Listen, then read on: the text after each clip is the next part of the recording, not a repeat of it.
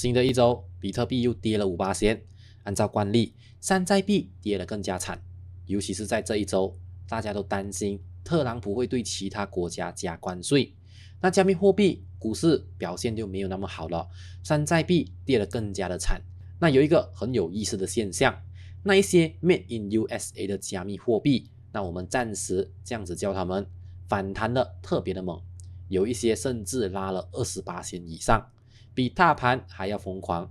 所以现在确实是一个好时候去关注这些美国产的山寨币了。不管你怎么看待这件事情，目前市场的焦点确实在这一些美国血统的项目上，而且说白了，市场短期内大概率还会继续震荡，所以我们还是有机会的。接下来我们要盘点7个最值得关注的美国山寨币，这些币你确实应该放一点进去你的加密投资清单里。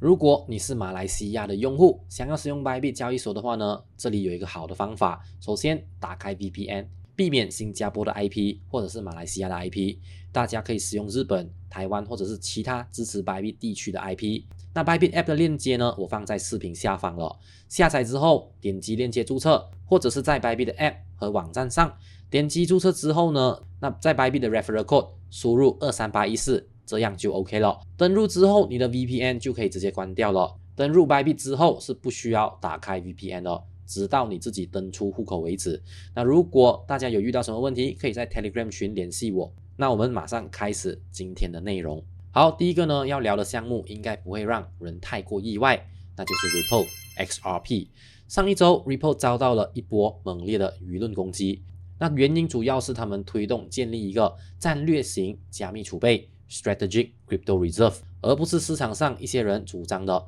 战略比特币储备 Strategic Bitcoin Reserve。让 Ripple 的 CEO Brad Garlinghouse 一直认为加密储备是应该更广泛的，而不是只压住比特币。这个观点在社区里掀起了不少的争议，当然也有不少人支持 Ripple 的思路，尤其是 XRP Army， 也就是 XRP 的死忠粉。那他们当然希望 XRP 呢也能够成为加密储备的一部分。那你们怎么看呢？欢迎来讨论。其实两边都有一定的道理。从目前的市场来看，市场最终大概率还是会选择战略比特币储备的，但是也不能排除未来的加密货币多元配置的可能性。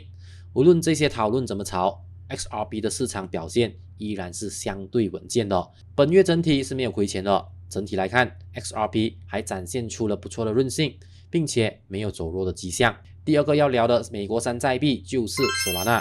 那这个家伙真的是有一点自己玩自己的，一路狂飙。还记得2022年12月份吗？当时 Solana 一度跌破10美元，最低甚至跌到了8美元以下。现在回头看，简直是难以置信。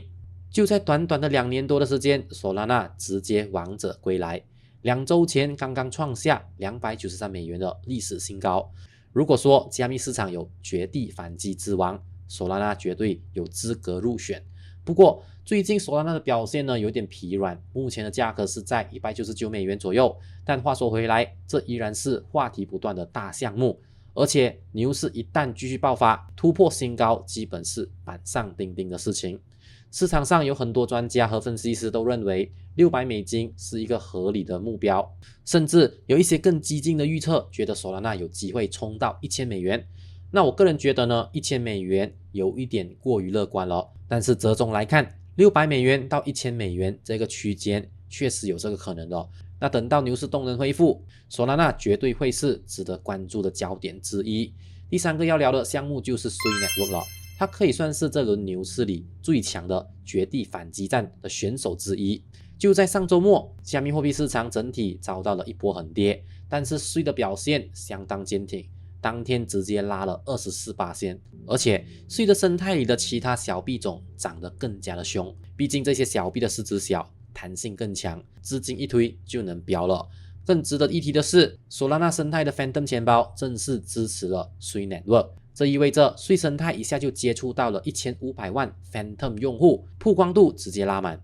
这波操作对Sui的生态来说绝对是一个大利好。除此以外呢，Sui还推出了一个非常特别的新功能，我们可以直接通过短信，也就是 SMS 发送Sui，就算没有网络也能转账。这个功能呢放在 Web3，简直就是黑科技级别的存在。还有个项目值得关注，那就是 Walrus， 这是税生态的链上数据存储解决方案，预计本季度就能上主网了，也是税生态发展的一个重要的里程碑。总的来说呢，税这一波涨得很猛，但目前来看，$4以下的税依然是一个捡到便宜的机会。毕竟从整体趋势来看，它的历史新高很有可能还没有到达，后续还会有上涨的空间。第4个要聊的山寨币就是 Cardano， 这可以说是加密 OG 级别的存在了。Cardano 的创始人之一 Charles Hoskinson 绝对是这个圈子里最爱发声的大佬之一，而且最近他可能会担任美国总统特朗普政府的加密政策顾问。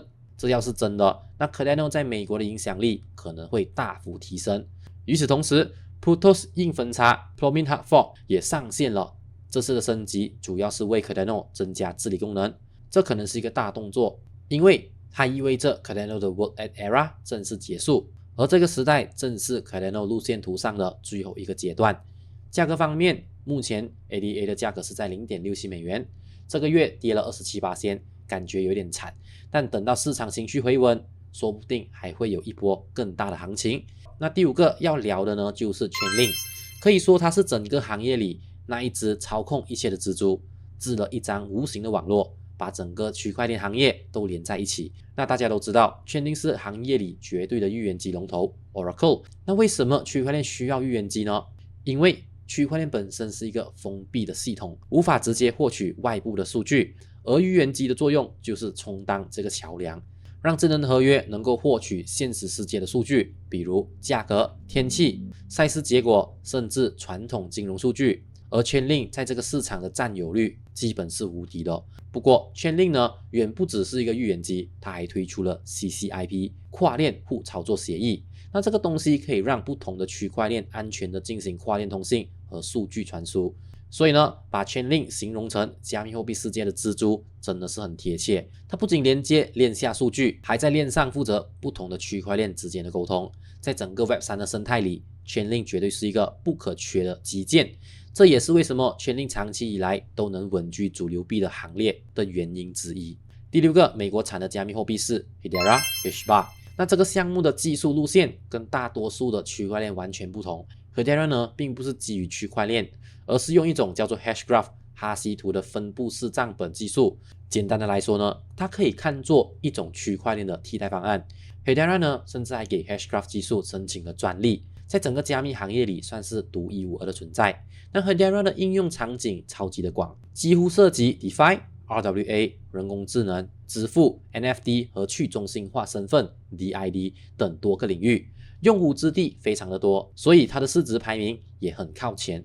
目前稳居加密市场的 Top 20。那如果考虑到 Hedera 这么多的应用场景，其实它很有潜力成为战略级的加密储备资产 SCR， 毕竟这个项目的布局相当广泛。那价格方面呢， Hashbar 今年略有下跌，但是在过去的1年里涨了258%，表现相当不错。最后一个要聊的项目就是 Ondo Finance， 虽然是压轴出场，但是绝对是 RWA 赛道的绝对领军者之一。如果你对 RWA 这个概念还不太熟，那简单的来说呢，它就是把现实世界资产，比如债券、股票、房地产，通过区块链技术进行代币化，让它可以在链上自由的交易。而 BlackRock 的 CEO Larry Fink 本人就是 RWA 赛道的坚定支持者，所以 Ondo Finance 也顺理成章成为他的重点关注项目之一。那 BlackRock 呢，甚至通过旗下的 Build 基金直接支持 Ondo， 这可不是一般的小机构，而是全球最大的资产管理公司。